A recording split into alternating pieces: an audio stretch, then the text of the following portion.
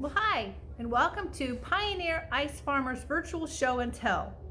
And what better weather to be talking about ice harvesting? It's snowing.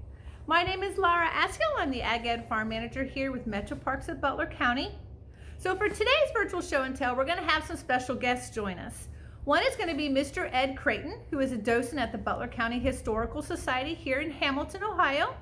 And he is going to show us some of the tools and equipment that was used to harvest the ice from the ponds around the area. Now, just up the road from Chris Home Historic Farmstead, we're going to go to the Gorman's Farms.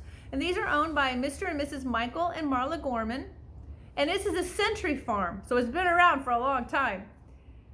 They also have some tools and equipment that was used for ice harvesting in the area. And they have some original ice ponds that we're going to go check out. Let's go have some fun.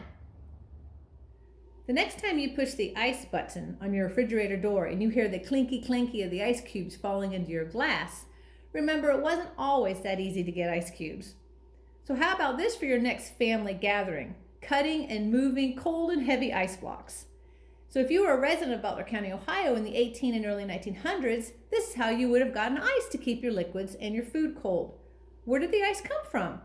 Well, we had lots of freshwater sources like the Great Miami River, the canals, ponds, and flooded fields. The ice would be stored in an ice shed for the community to use during the rest of the year. So here's a picture of some of the tools that were used in the ice harvesting. Now let's go visit Mr. Creighton and see how they were actually used. My name's Ed Creighton with the Butler County Historical Society, working with Metro Parks on a program talking about ice. Of course, the Historical Society is in Hamilton, Ohio on North 2nd Street. And Butler County was very, very big at harvesting ice. Harvested ice was for to make things last longer. It's like kind of like a refrigerator because we didn't have refrigeration back then. And so most farmers would harvest the ice, especially if you're along the canal. They would actually, in the wintertime, divert the water out of the canal into their empty fields.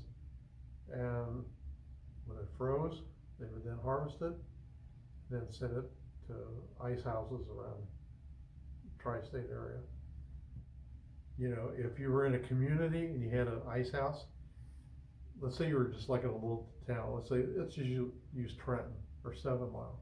They would only pretty much have one ice house, and that would be for community use.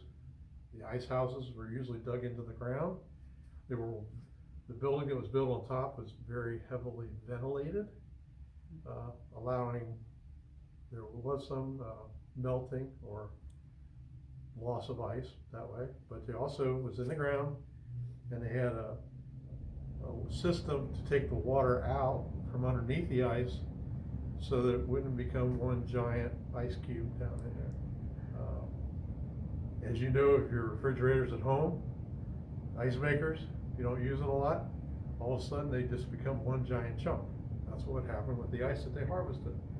So they would put it in the ice house, haul it to the ice house, lower it in.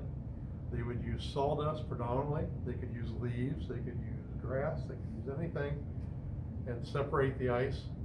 And of course, you know, everybody says, well, it makes it a little dirty. Yes, it does. But all you gotta do is rinse some regular water over the top of it, and you're back down with the ice. I'll show you a couple pieces of equipment here that they use to harvest the ice, both in the fields and in the river.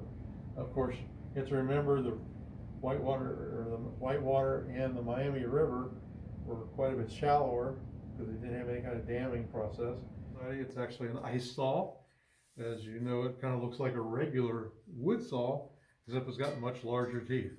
The reason for that is to enable you to get big, huge cuts real fast in the ice. So here is Mr. and Mrs. Michael and Marla Gorman with some of their equipment used to cut and move ice. This century farm was purchased by their ancestors in 1912, just 1 year before the Great Flood. They have seen lots of changes over the years, but the original ice ponds are still holding water. Now, after the blocks were cut, they were lifted with tongs, which were similar to these, and transported to an ice shed. Here is one of the beautiful original ice ponds on their property. Since ice harvesting was a lucrative enterprise which employed many people, there were ice ponds all over Butler County. In 1884, there were 17 companies that operated ice houses along the Miami-Erie Canal within just a few miles of the city of Hamilton. In Woodsdale's story written by Mrs. Doris L. Page, there are mentioned several ice ponds, ice houses, and mills all around what is now Chisholm Historic Farmstead. Here's one located just south of Middletown. Even our very own Gilmore Metroparks has a pond that was used for ice harvesting. Now there's only a couple of things left for us to do. One, you can print off the ice wagon page and you can color it. And number two is you can find some recycled products and you can make your own ice blocks at home. Good luck and have fun. Well, who do we have here? An American toad. What does he have to do with ice harvesting? Well, nothing, except that our toads, frogs, and other amphibians in Butler County, Ohio, are hibernating well below the ice during the cold winter months. Amphibian means dual lives, so he spends part of his life in water and then part of his life on land. Do you see his moist, scaleless skin? How totally cool to be able to absorb water through your skin instead of having to drink it through your mouth. Amphibians are ectothermic, or cold-blooded, so the inside temperature of his body is the same as the outside temperature. That is why he has to hibernate, or he would freeze to death. Now, toads have several defense mechanisms, ways to deter predators from eating them, like peeing. Imagine if you were a great blue heron and you picked up this toad in your beak to eat him, and the toad goes pee in your mouth. Yuck! You would probably open your beak and out hops the toad to safety. But what about those warts? Can you get them? No, toads don't have warts. The bumps covering their skin are glands that can produce a liquid that irritates the mouths of would-be predators and skin on sensitive human hands.